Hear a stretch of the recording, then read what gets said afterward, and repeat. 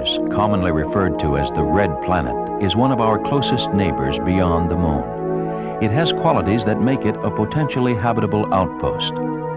Before all Martian exploration ended in November 1982, a handful of probes had made the year-long journey. Viking 1's orbiter completed nearly 1,500 picture-taking trips around the planet, while its lander studied samples and returned views from the surface. As a result, Mars is well mapped, but many questions remain. So researchers are designing systems to explore the varied Martian geography in anticipation of a return mission. On calm, sunny mornings, Jim Burke can often be found flying this lightweight solar balloon in the courtyard at NASA's Jet Propulsion Laboratory in Pasadena, California. Mr. Burke views his study as an important stepping stone to a larger goal in gathering more precise information about the Red Planet. Now, the Martian atmosphere is carbon dioxide. And if you put a black balloon that's light enough, with a light enough payload, into that atmosphere, the sun shining on the black balloon will warm it up like the heat inside a parked car with the windows shut.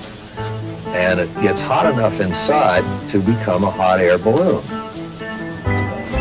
Scientists, students, and engineers from JPL and the California Institute of Technology have taken the concept a step further by testing the feasibility of this 30-foot diameter solar balloon that might be used to study Mars. In theory, the device could be blown around by local Martian winds during the day to collect data and take pictures.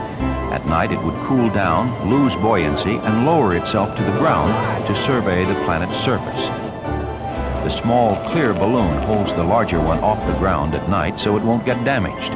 There are many regions of Mars that could be explored this way, according to Jim Burke.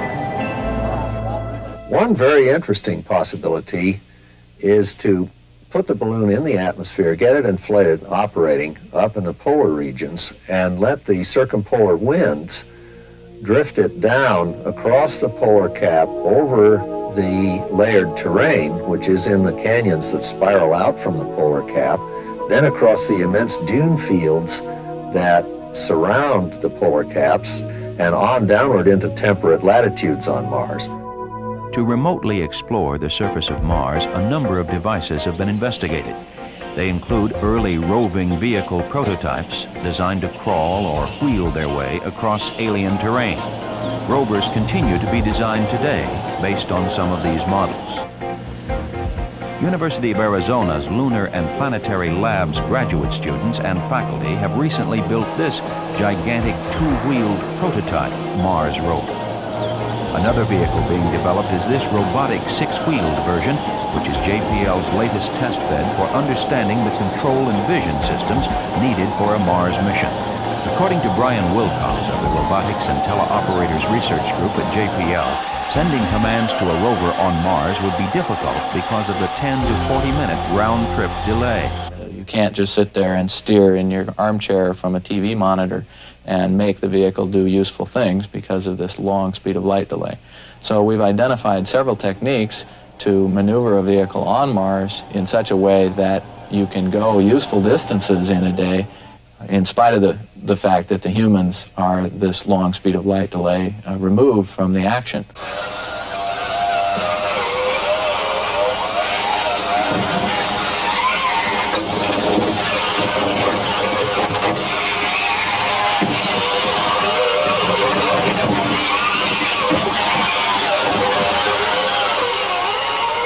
The rugged vehicle has two TV cameras for eyes and is capable of climbing objects a third taller than its wheel height.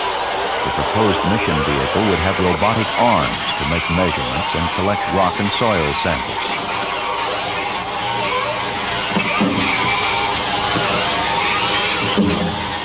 Using rover's onboard vision system, scientists can freeze three-dimensional images from its pair of television cameras.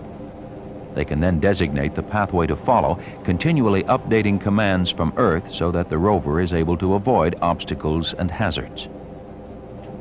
As more sophisticated visual systems are developed, greater artificial intelligence can help the rover find its own way if given high-resolution imagery of the Martian surface and a list of targeted regions designated by Earth-bound scientists. The hope is to someday send a manned mission to Mars, but a more detailed study of the planet is necessary first, and these pioneering steps can be made by roving vehicles and balloons. Again, Brian Wilcox. If you imagine an expedition, Lewis and Clark trying to survey the Louisiana Purchase, they basically made one trek across a very small fraction of the land surface of the Earth. Took them years to do it, and yet they found incredible things all along the way. We could certainly have a dozen rover missions which yielded equally interesting results. The exploration of Mars, sending unmanned vehicles as pathfinders for the future.